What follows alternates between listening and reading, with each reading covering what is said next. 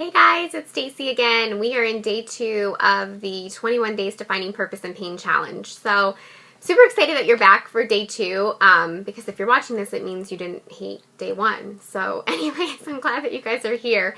And I promise this video will be a lot shorter. Day 1 was kind of going over the intro and the reading from day 1 and the challenge, and so it got kind of long, and this will be a lot shorter. So today's reading is day 2. So if you haven't done that yet, go ahead and pause the video, read day 2, and then come back. But if you have, let's just get started.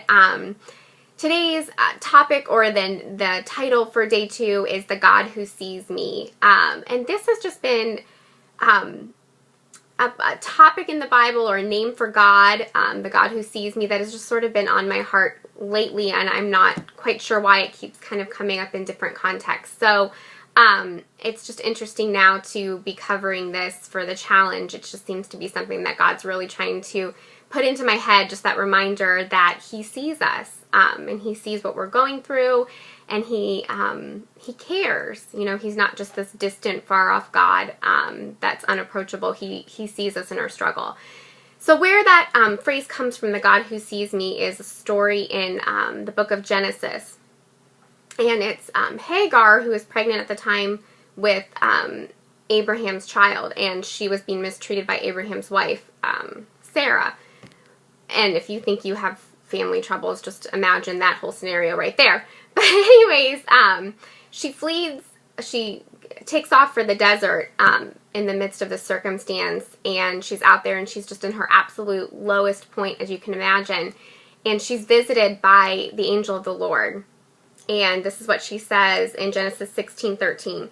She gave this name to the Lord who spoke to her. "You are the God who sees me." For she said, "I have now seen the one who sees me." And I don't know about you, but I take great comfort in those words, that God sees us. He sees us in the midst of our circumstances. And, you know, sometimes even just recently, I've kind of going through a situation now where I'm losing a great deal of my income at the end of July, and I'm not really quite sure what's going to happen. And I'm not worried about it, but, you know, I guess there probably is that part of me that just is a little concerned about what's going to happen next. And I just remember having this time with God, praying last week, and just feeling this pressure, like I don't even know what I'm looking for or what I should be doing. And I just felt this pressure inside of me that I should be thinking through my prayers in some way, like, you know, God, do I want this scenario to work out or that scenario? And then I just kind of stopped, and I realized, you know what? And I said it out loud, and I was like, God, you see me. You know exactly what's best for me job-wise. You know what I need financially. I'm just not going to worry about it. You see me. I don't need to explain the situation to you in great depth, because you see exactly what's going on. So I'm hoping today that that will just kind of strike one of you, if you're going through a struggle, especially if you're going through a struggle and you don't know what to do next. Just take comfort in the fact that God sees you, and you don't have to have it all figured out. You can ask Him what to do, and He will meet you in that place and show you what to do. The other thing that I just really want for people to take away from this particular day of reading is the fact that there's a lot of people right now that are walking around feeling very invisible. And like I said, you might be one of those people, but your neighbor might be one of those people, or your spouse might be one of those people, or your child. There's just a lot of struggles, I think, that we face that are not easily apparent when you look at somebody.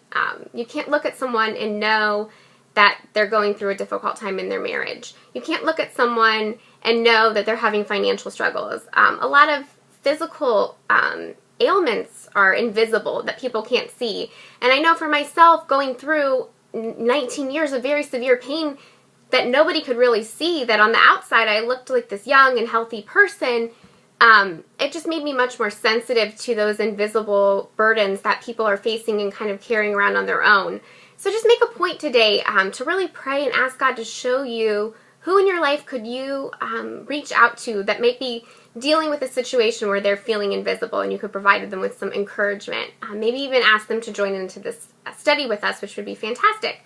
So anyways, I just want to leave you with that thought that God sees you, He knows what you're going through, and you're never invisible to Him. So I hope you guys have a great day, and head over to the Facebook group and we'll have some discussion. All right, bye!